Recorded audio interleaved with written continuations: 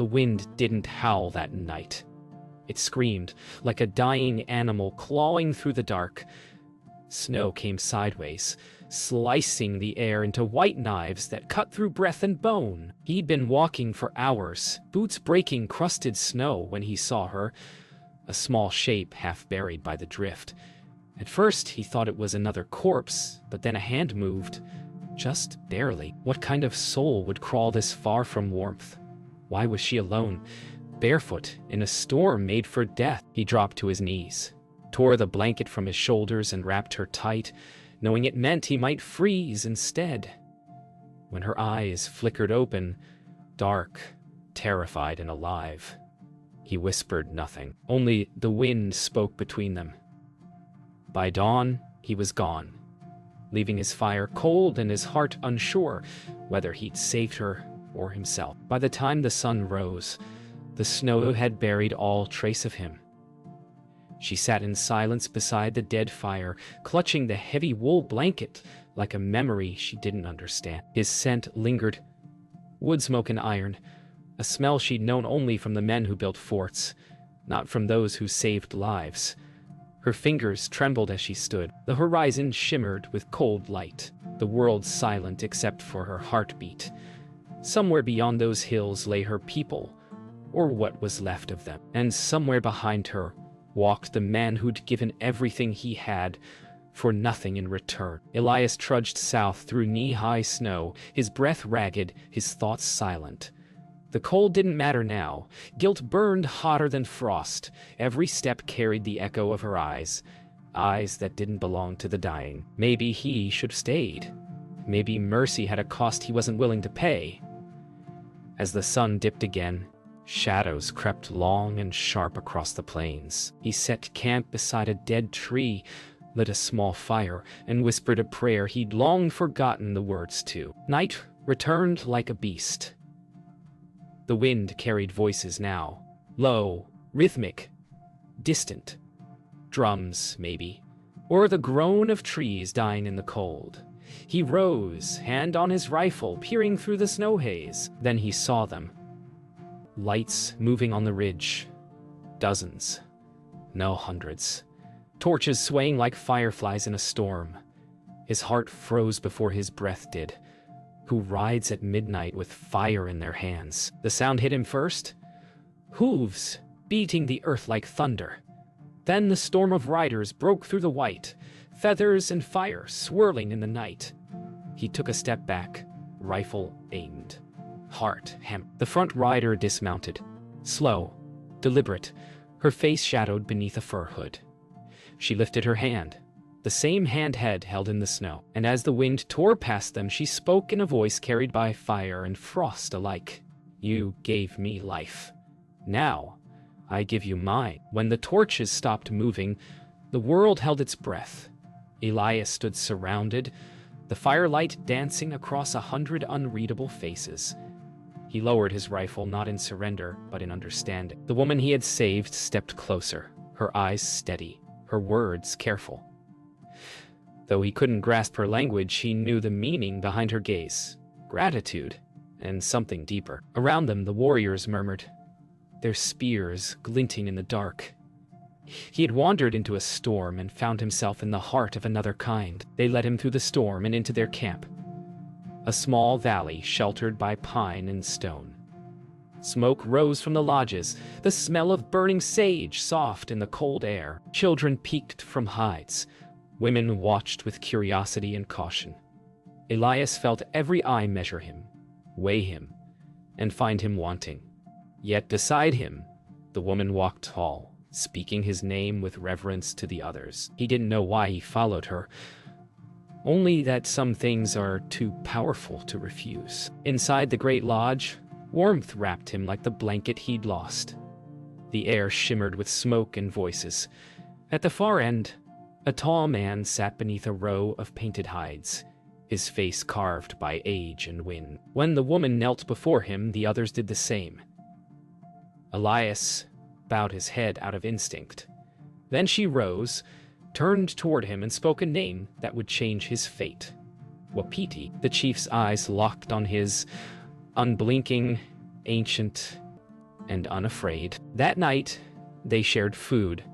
Venison roasted over flame, the first hot meal Elias had tasted in weeks. The chief watched him closely, every movement deliberate. No words were spoken, yet an understanding grew between them when the woman placed a small carved token before Elias. A feather tied to bone. The camp fell silent. He didn't know what it meant, but the weight of it filled the air. Outside, the drums began again, slow and steady like a heartbeat finding rhythm. Later, when the camp slept and only the wind spoke through the pines, Elias sat outside the lodge staring at the stars. The blanket she'd returned to him lay across his shoulders. The same one he'd given her. The gesture should have comforted him, but it didn't. He felt the weight of something unspoken pressing between them. A promise, maybe, or a warning. He looked toward the sound and wondered who he'd been before that storm, and who he'd become when the snow melted. Snow had started to melt, turning the plains into rivers of mud and memory. Peace hung over the valley, like a fragile dream. But dreams don't last long when the law rides north. Elias saw them first. Riders cutting across the hills, their dust darkening the sky. A dozen men in long coats, rifles glinting under the morning sun. The lead rider sat tall, his silhouette too familiar to mistake. Marshal Clay McCord. Once a friend, now the man who hunted everything Elias had tried to forget. And if McCord had come this far, it wasn't for friendship. McCord's voice carried through the cold like a gunshot. He called Elias by name, the sound of it sharp enough to cut through the wind. When Elias rode down to meet him, their eyes met. One man weathered by guilt, the other hardened by duty. McCord spoke of orders, of tribes refusing to move east, of soldiers on the way. He warned Elias that kindness was treason and treason was hanging. Elias didn't answer. Sometimes silence said everything a man needed to. Back in the village, whispers spread like wildfire. The white men had come, again. Chief Wapiti sat silent for a long time, his gaze fixed on the fire while the elders argued in shadows. Some wanted to flee. Others wanted war. But it was Teanita who spoke with the boldness of youth, her voice steady and fierce. She said the man who gave his warmth to a stranger could never be their enemy. And when she turned to Elias, eyes unflinching, the camp fell quiet. There are moments when love and war begin in the same breath. That night, Elias found her by the river, staring at her reflection in the black water. The moon painted her face in silver, her expression caught between sorrow and defiance. She asked him if peace was worth dying for. He told her that sometimes peace was the only thing left worth dying for. When she stepped closer, her hand brushed his, gentle, uncertain, but real. And for the first time since the war, he felt something living inside him again. By morning, the valley was alive with movement. Warriors sharpening blades, women packing hides. The calm before war. Elias saddled his horse, torn between two worlds that would never share the same sky. Then Teanita approached him, holding a ceremonial cloth, red as blood and bright as dawn. She said it was a sign that she would join her life to his, and their union would bind the tribes to peace. For a heartbeat, he couldn't breathe. 200 warriors watched in silence as she stood before him, not as a stranger, but as a promise the plains would never forget. The wedding preparations began under skies that couldn't decide between snow or sunlight. Every drumbeat echoed through the valley like a heartbeat, growing louder, faster, uncertain. Elias helped raise the totems, carve the poles, string the banners of red and white across the camp. Each color meant something he didn't yet understand. Unity, life, sacrifice. He watched Teanita move through the crowd, her face calm, her steps certain. She belonged to this world. He was only borrowing it.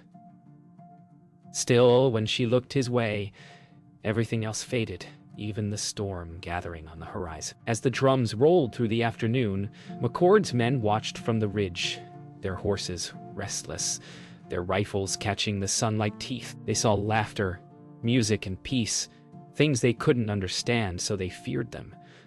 McCord sat silent in his saddle, hand tight on his reins. He'd fought too long to believe in miracles, and this one looked dangerous. He ordered his men to wait till dark. "Let them dance," he said, "before we take what's ours." Elias stood before Chief Wapiti as twilight bled across the plains. The chief placed his hand on Elias's shoulder and spoke softly through a translator. "You gave my daughter life. Now she gives you hers. But peace will demand more than love, white man. It will demand your blood, too." The words hung in the air like a curse and a blessing both. Elias nodded, not as a man accepting fate, but as one who'd already met it long ago. As night fell, the ceremony began. The air shimmered with smoke, firelight, and song. The people circled, chanting blessings older than memory.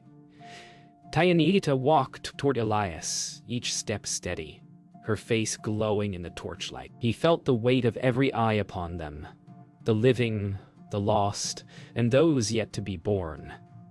When she reached him, she took his hand, pressing the carved token from the night they met into his palm. The drums stopped. The world went still. Then from the dark beyond the fires came a sound that froze every heart. A single rifle shot. Chaos erupted. Horses screamed. Fire spilled from the ridge as bullets tore through the night. Elias threw himself over Tayanita, dragging her to the ground as warriors rushed to arms. Chief Wapiti shouted commands, his voice carrying through smoke and thunder. McCord's men charged from the darkness, rifles blazing, faces lit by muzzle flashes. The drums turned to gunfire, the song to screams, and in the middle of it all, Elias realized peace had been the trap, and love the reason he'd never walk away again. The fire didn't stop. It spread. Smoke and screams twisted through the night like the breath of some vengeful god. Elias dragged Tayanita toward the fallen totem, her blood warm against his hands. Her eyes fluttered, her lips moving soundlessly. He tore a strip from his coat and pressed it to the wound, whispering promises he knew he couldn't keep. Around them, warriors fell, and the chief's voice still roared up the storm. Elias looked up through the firelight and saw McCord on the ridge, rifle in hand, eyes steady, face carved in ice. The past had found him, and it came carrying death. Wapiti fell before dawn. Arrows broke, rifles cracked, and the last of his breath left with the rising wind. Elias held the chief's head in his lap, the man's blood darkening the earth. "Protect her," the chief whispered, his voice a fading ember. "She carries more than life." Elias didn't ask what that meant. The truth already burned in his chest. When he looked up, the sky had turned the color of dying coals, and the snow began to fall again. The blood moon hung low, and with it, a promise born of fire and loss. Elias gathered the survivors, leading them through the smoke toward the forest's edge. McCord's men still hunted, their gunfire echoing like thunder over the ridge. Each step was a battle, every breath a wound. He carried Tayanita in his arms until his legs trembled, and the world spun with pain. When they reached the tree line, he laid her down beneath the pine and looked back at the valley, his old world burning to ashes. There, amid the flames, he swore a silent vow to the blood moon. He would not run again. When morning came, the survivors buried their dead beneath a circle of blackened stones. No drums, no songs, only the wind moving through the trees. Tayanita awoke weak but alive, her hand reaching for his. She said the spirits would remember his oath, and so would she. He looked at her and saw the same fierce light that had burned through the storm when they met. He knew then what the chief had meant. She carried the hope of two worlds, and his blood had bound him to both. That night, as the fires burned low, Elias walked to the river, alone. The reflection of the blood moon trembled in the water, red as the life that had been spilled. He washed his hands, but the stain wouldn't leave. Behind him, Teanita's voice rose softly, singing an old song of renewal. A song that spoke of ashes turning to earth, and earth to life again. He turned, and she stood in the moonlight, her wound bandaged, her eyes full of something eternal. He bowed his head, not in defeat, but in surrender to what he'd become. A man reborn by love and lost beneath the blood moon's gaze. The snow returned by the third night, heavy, silent, and merciless. Elias stood on the ridge, watching the smoke of McCord's camp curl into the cold sky below. Every step of his life had led him here, to the man who'd once called him brother. Teanita lay resting behind him, her strength slowly returning, her people hidden in the forest's shadow. He had no army, no plan, only the rage of a man who'd lost everything but his promise. When the wind shifted, he heard laughter from the valley, soldiers drinking beside the fire. It was the sound of ghosts, not yet dead. Before dawn, Elias descended into the valley, moving like the storm itself, silent, patient, unstoppable. He slipped past the guards, into the heart of McCord's camp. The smell of whiskey and gunpowder filled the air. A few men stirred, muttering in their sleep. Elias took the nearest rifle and smashed its stock against the frozen earth. The crack echoed like thunder.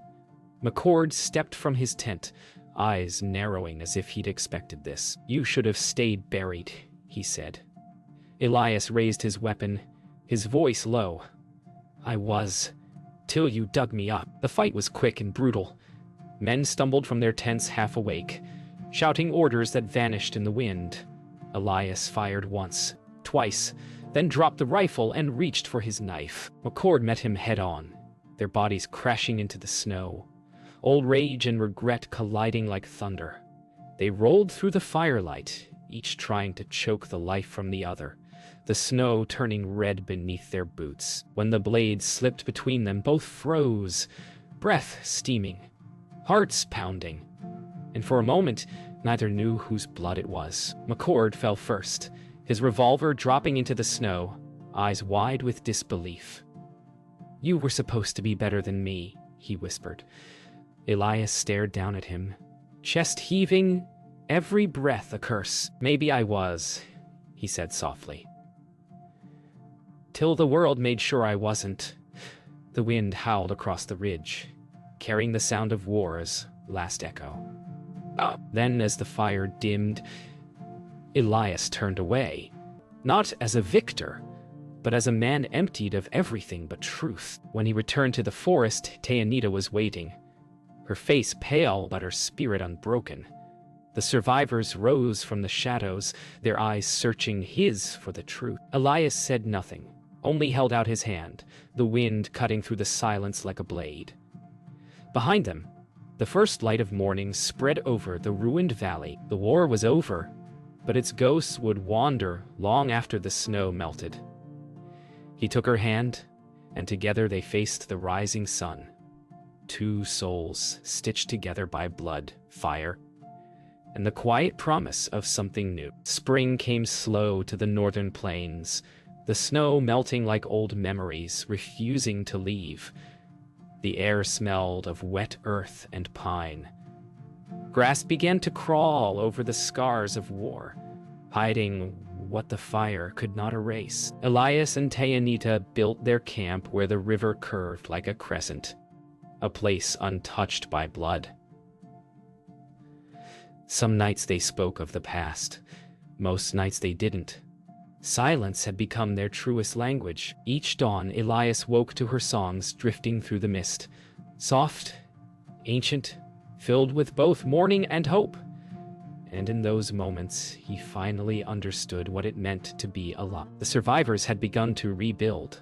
New lodges rose from the ashes, new laughter found its place among the trees.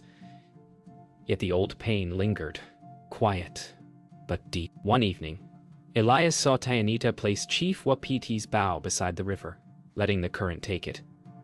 "He walks where the sun never sets now," she said. Elias nodded, knowing his own ghosts had found no such peace. But when she turned to him, the reflection of the flames dancing in her eyes, he realized maybe peace wasn't something you found. Maybe it was something you built, one heartbeat at a time. As weeks passed, travelers began crossing the valley again. Trappers, wanderers, men chasing the last of the frontier. One night, a stranger stumbled into their camp, half frozen, lost, and afraid. Elias saw himself in that man. The same weariness, the same hunger for a world that no longer existed. He offered him stew and fire, saying little. Later, when the man slept, Elias watched Tyanita cover him with the same wool blanket that had once saved her life. Her hands were gentle, her eyes warm. The circle had turned again. When morning came, the traveler was gone. Only footprints remained in the dew. Elias found the blanket folded neatly by the fire, a single eagle feather resting on top. He looked to the horizon where dawn painted the sky in silver and rose. Tyanita stood there watching the light, her hair dancing in the wind. "He'll live," she said softly, "and he'll remember." Elias nodded, understanding at last that mercy wasn't weakness. It was the only thing that ever outlived death. That evening, the wind returned, gentle this time, carrying the scent of rain and new grass.